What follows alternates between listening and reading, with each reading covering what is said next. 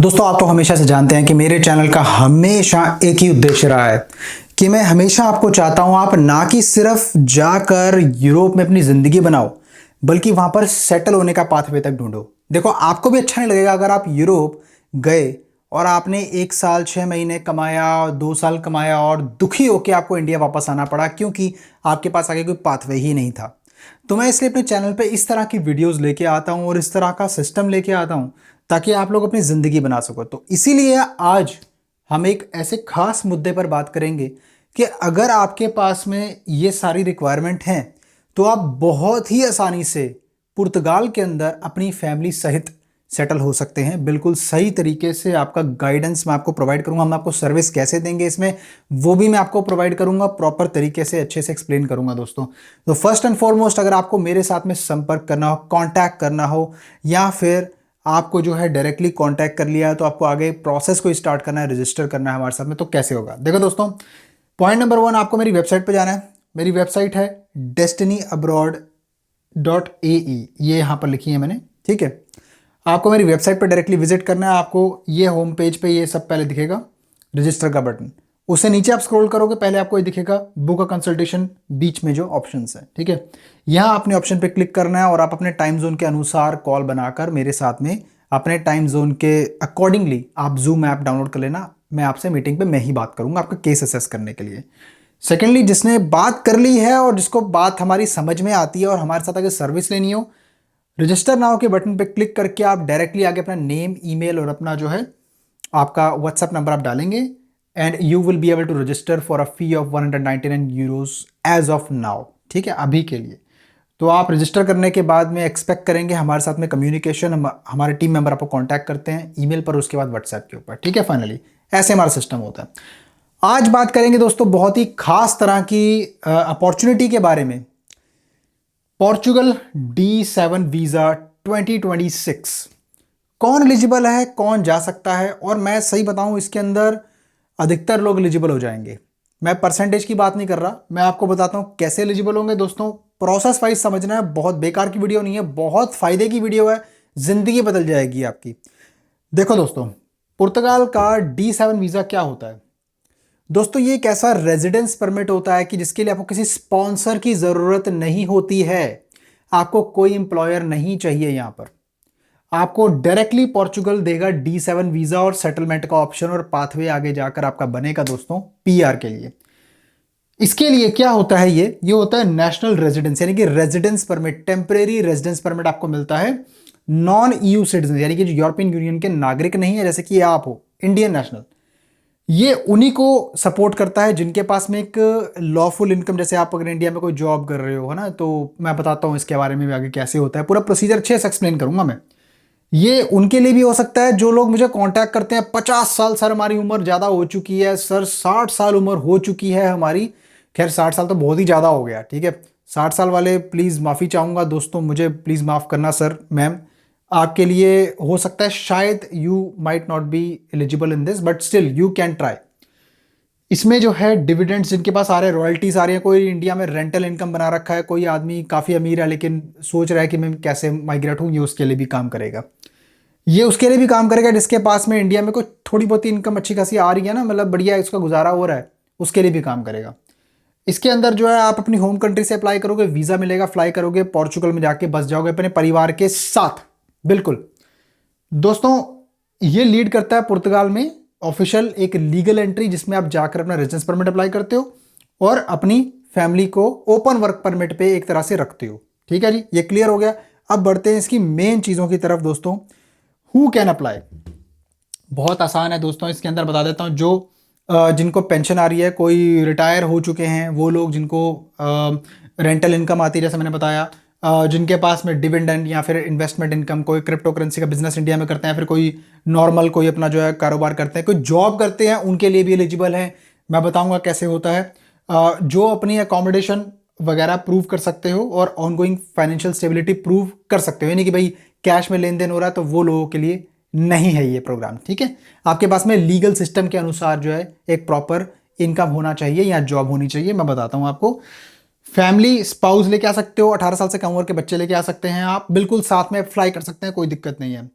Financial proof सबके लिए इकट्ठा चाहिए, मैं बताऊंगा क्या क्या है, बिल्कुल एकदम मैं अच्छे से बताऊंगा आपको इस वीडियो में। मैं आपको जस्ट एक पहले ओवरव्यू दे रहा हूँ इसका, समझाने के लिए क्या है ये। इसके अंदर जो है कॉन्सुलेट आपका एक छोटा सा इंटरव्यू हो सकता है कर ले, वैसे ज्यादातर नहीं होता है। चलिए दोस्तों बात करते हैं फाइनेंशियल रिक्वायरमेंट्स। क्या पे देख रहे हो 920 यूरो, ज्यादा कंफ्यूज होने की जरूरत नहीं है। ये 920 यूरो मेन एप्लीकेंट के लिए चाहिए, और मैं आपको बता दूं ईच एडिशनल एप्लीकेंट के लिए अलग अलग आपको जो है मंथली अर्निंग्स शो करनी पड़ेगी। 920 यूरो क्यों?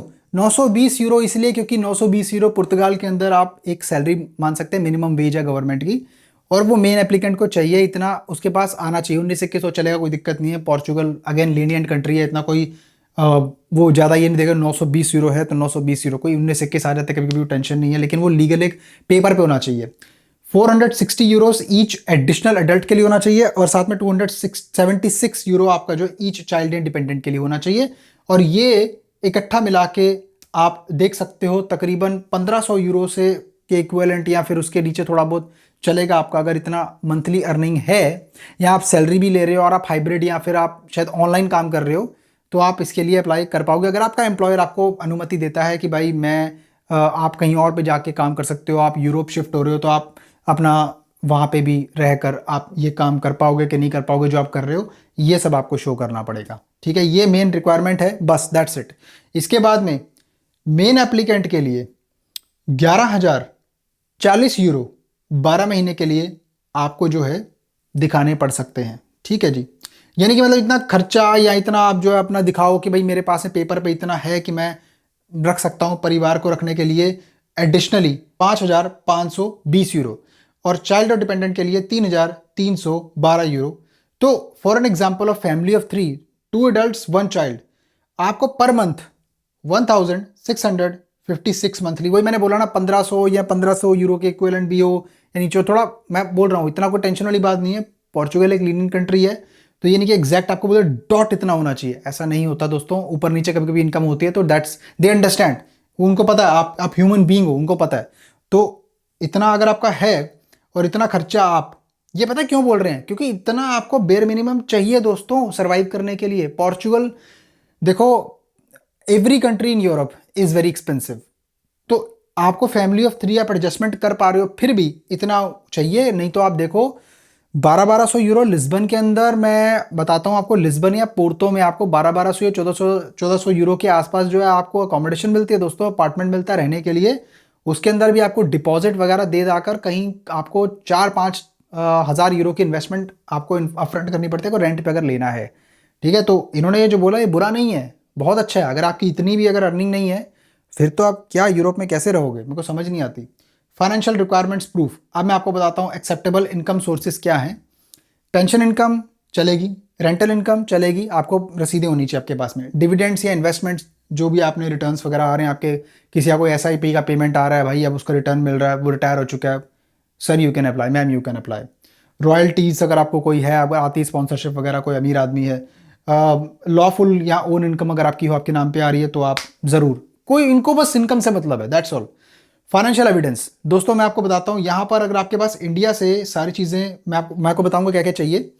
Bank statements, proof of income source बता दिया मैंने आपको। Indian income tax returns when requested in the checklist, अगर आप ITR भरते हैं तो अच्छी बात है, क्योंकि भरते ही होंगे आप। ठीक है, evidence that funds are available for the Portugal plan, आपके पास पैसा है इतना, वो आपको दिखाना पड़ेगा। ठीक है जी, आपके पास में कंसिस्टेंसी होनी चाहिए डॉक्यूमेंट्स और डिक्लेयर्ड इनकम में। ऐसा नहीं कि कुछ मिसमैच हो रहा है, आपके डॉक्यूमेंट्स कुछ और बोल रहे हैं, आपने कुछ और लिख दिया है, तो जितना है उतना ही लिखना, बड़ा चढ़ा के कुछ नहीं लिखना होता दोस्तों। ठीक है, और इसके अलावा मैं आपको बताता हूं अब डॉक्यूमेंटेशन का रिक्वायरमेंट, ये पेज 1 पे मैंने बनाया, पेज 2 भी है इसका। ठीक है, आइडेंटिटी एंड एप्लीकेशन फाइल दोस्तों, completed national visa form, valid passport, passport size photographs, cover letter, statement of purpose, declaration आपको चाहिए, कंसेंट्स वगैरह। ठीक है, अगर खुद आप नहीं कर सकते तो हमारी सर्विस भी आप ले सकते हो, मैं आपको बताऊंगा किस तरह से पूरी प्रोफाइल आपकी एसेस करके आपका पूरा केस लगा सकता हूँ, कोई दिक्कत नहीं है।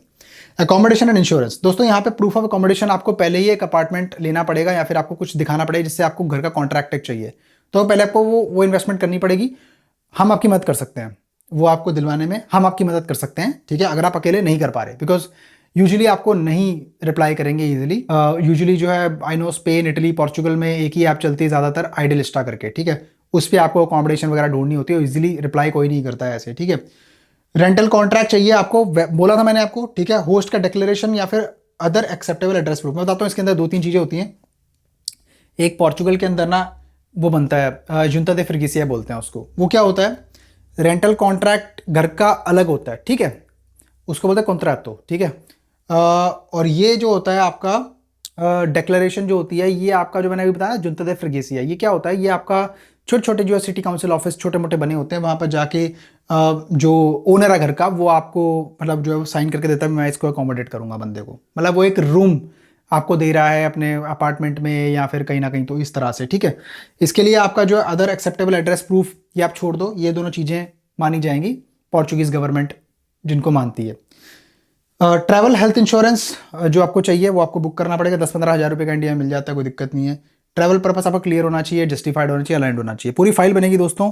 पेज 2 की बात करते हैं, document requirements page 2 compliance India side supporting evidence. अब क्या क्या चाहिए मैं बताता हूँ आपको, बहुत ध्यान से सुनना दोस्तों। पीसीसी चाहिए, बनवानी पड़ेगी पहले आपको अप्लाई करने से पहले। अपोस्टल एमईए लेवल की स्टैंप चाहिए आपको, करवानी है। ऑफिशियल ट्रांसलेशन करवानी है पोर्चुगीज में, वो भी हम सब कुछ आपको करवा देंगे, ठीक है। मैरिज बर्थ सर्टिफिकेट आपके फैमिली मेंबर का अपोस्टल होना चाहिए, पोर्चुगीज लॉयर से करवाओगे ज़्यादा फायदा है, इंडिया से भी करवा सकते हो, कोई दिक्कत नहीं है। डॉक्यूमेंट्स अगर कोई एक्स्ट्रा चाहिए कॉन्सुलेट को तो आपको बुलाया जाएगा, ठीक है जी। अब इंडिया से रीसेंट बैंक स्टेटमेंट्स दिखानी है, ठीक है। Compliance proof, proof of lawful income source, कहाँ से पैसा आ रहा है आपका। एविडेंस चाहिए अकोमोडेशन का, जैसे मैंने बताया आपको। अच्छा दोस्तों, पोर्चुगीज टैक्स पेयर नंबर को निफ बोलते हैं, एनआईएफ, ठीक है, वो आपको अप्लाई करना पड़ेगा, हम आपका बनवा सकते हैं वो। पोर्चुगीज निफ आपका बनवा देंगे। और आपका जो है निस यानी कि NISS, ठीक है, वो होता है आपका सोशल सिक्योरिटी नंबर। आपको कोई भी पोर्चुगल में जॉब करनी है या आपको बैंक अकाउंट खोलना है तो उसके लिए ये 2 चीज़ें बहुत ज़रूरी होती हैं, नेफ और नेस, ठीक है। हम इसमें आपकी हेल्प करेंगे अगर आप खुद नहीं अप्लाई करके बनवा सकते हो उसको, ठीक है। तो ये फ़ायदा होता है कंसल्टेंसी लेने का। इसके अलावा दोस्तों प्रोसेस ऐसे ही काम करता है। बिफोर वीज़ा अप्रूवल आपको अंडरस्टैंड करना है, पूरी फाइल प्रिपेयर करनी है और उसके बाद में सिंपली आपको वीज़ा अप्लाई करना है, अपॉइंटमेंट लेनी है आपको। VFS के अंदर D7 नाम से अपॉइंटमेंट होती है। एक D6 होता है फैमिली रियूनिफिकेशन, D7 होता है सेटलमेंट के लिए, ऐसा, ठीक है। तो आपको पूरा प्रॉपर लिखा होगा D7 वीज़ा, ठीक है। Travel to Portugal with visa validity, वहाँ जाने के बाद में जैसे आपका 120 दिन का वीज़ा होता है यूजुअली, ठीक है। वहाँ जाने के बाद में आप जो है TRC अप्लाई करते हो, आईमा के अंदर जाके बायोमेट्रिक्स आपके होते हैं, वीज़ा पर ही अक्सर जो है आपकी अपॉइंटमेंट की डेट और वो सब उसका लिंक होता है, ठीक है। उसके बाद में आपका एड्रेस और डॉक्यूमेंटेशन वहाँ पे जाके आपका चेक होगा, वो दोबारा आप आईमा यानी कि इमिग्रेशन एजेंसी में जाओगे पोर्चुगल आने के बाद में, और उसके बाद में बायोमेट्रिक दोगे, TRC आपको मिल जाएगी, महीने भर में TRC मिल जाती है कि फैमिली को भी मिल जाएगी। बस उसके बाद में सिंपल है, आप अपना तरीके से रहो आगे। अपना 2 साल का कार्ड मिलता है, फिर आपका जो आगे 10 साल आपको लीगल स्टे करना है एज ऑफ नाउ। उसके बाद आप पोर्चुगीज सिटीजनशिप के लिए एलिजिबल होते हैं, गिवन द फैक्ट कि आपके पास में आप लैंग्वेज की रिक्वायरमेंट वगैरह सब कुछ फुलफिल करते हैं। That's all the demand. अब हम क्या करेंगे, हाउ वी कैन हेल्प। दोस्तों बहुत आसान है, हम लोग आपकी जो कॉम्प्लिकेशन आती है ना वो सब पूरी करेंगे, फाइल बनवाएंगे, अकोमोडेशन की जिम्मेदारी हम आपको प्रोवाइड करवाते हैं, ठीक है। आपको हम या तो रिसोर्सेज प्रोवाइड करवाएंगे जिससे आप कर सकते हो, तो आपको ढूंढ के दे देंगे, ठीक है, वो हमारी सर्विस का पार्ट है। हम इसके अंदर जो है आपको प्रॉपर एक फाइल पूरी प्रिपेयर करने के अंदर अंदर आपका नेस आपका जो भी पोर्चुगल से ट्रांसलेशंस, नोटरी जो भी आपकी बननी है, हर चीज़ करके पूरी फाइल रेडी करके आपको इंडिया में वीज़ा अप्लाई करने के लिए रेडी करेंगे। अगर इंडिया में D7 की पोर्चुगीज़ कॉन्सुलेट जो अपॉइंटमेंट नहीं देता आपको, तो उसके लिए फिर आपको हो सकता है कि आपको किसी और कंट्री से अप्लाई करना पड़े, ठीक है। आई एम श्योर कि जो पुणे के रेजिडेंट्स हैं ना, जिनका जो गोवा के हैं, उनको बड़ी आसानी से मिल जाएगी अपॉइंटमेंट, ठीक है। D7 की आप चेक कर लेना, आपके लिए बहुत आसान है, टेंशन की बात नहीं है, बहुत ईजिली है दोस्तों। अगर आपको हमारे साथ में सर्विस लेनी है तो आपको पता, मैंने बता दिया क्या करना। कंसल्टेशन बना सकते हो डिस्कस करने के लिए, और अपने इंडिविजुअल केस को असेस करवा के मैं आपको प्रॉपर ऑफिशियल तरीके से सर्विस प्रोवाइड करूंगा, नीट एंड क्लीन आपकी फाइल प्रिपेयर करूंगा, पूरी फैमिली को माइग्रेट करने में मदद करूंगा, ठीक है। तो ये है एक सेटलमेंट पाथवे आपके लिए, ताकि आप अपनी ज़िंदगी यूरोप में जी सके, अपनी ज़िंदगी क्लीन सराउंडिंग्स में अपने फ्यूचर को सेटल कर सके दोस्तों, ठीक है। बाकी एक लॉ और बढ़िया है, बहुत बढ़िया दोस्तों, 5 साल रहने के बाद में एज ऑफ नाउ दोस्तों, लीगल स्टे के बाद में आपके बच्चे को सिटीजनशिप मिल सकती है, पोर्चुगीज नागरिकता मिल सकती है। तो दोस्तों आप अपने भविष्य के बारे में सोचो, आप ये मत सोचो कि मैं बस कैसे भी करके जुगाड़ करके विजिट टू वर्क परमिट ये सब करूं, ऐसा नहीं होता यूरोप में। किसी भी कंसल्टेंट की बातों में ना आइए प्लीज। कोई नीदरलैंड में, कोई लग्जमबर्ग में, कोई डेनमार्क में विजिट वीजा, तो आप वर्क परमिट छोड़ो, आपका टूरिस्ट वीजा नहीं लगेगा, बहुत हार्ड है, और वहाँ जाने के बाद में वो कुछ नहीं, कोई बंदा नहीं आपसे बात नहीं करेगा, पूछेगा नहीं आपसे कोई। यूरोप में बंदे को कोई मतलब नहीं होता क्या चल रहा है क्या नहीं चल रहा है, घर ऐसे झाँक के घरों के बाहर नहीं देखते लोग, क्या आपकी लाइफ क्या चल रहा है क्या नहीं चल रहा है, ठीक है। तो इन अ जिस्ट मैं आपको बता रहा हूँ इन अ नटशेल कि ये आपके लिए बढ़िया प्रोग्राम है दोस्तों, अप्लाई कर लो एंड यू वोंट रिग्रेट। आपके लिए जो पाथवेज में लेके आता हूँ बहुत ही अच्छे होते हैं, फैमिली माइग्रेट करने का इससे बेस्ट तरीका नहीं है आपके पास में यूरोप से, यूरोप के अंदर आ जाओ, ठीक है, ये सब अप्लाई करके फैंटास्टिक, ठीक है। बाकी इस तरह से फॉलो करते रहिए और सब्सक्राइब प्लीज़ करना है, ठीक है, चैनल को लाइक करना है, शेयर करना है किसी दोस्त साथ में, और मैं मिलता हूँ फिर किसी और शानदार कंटेंट में, तब तक के लिए नमस्कार।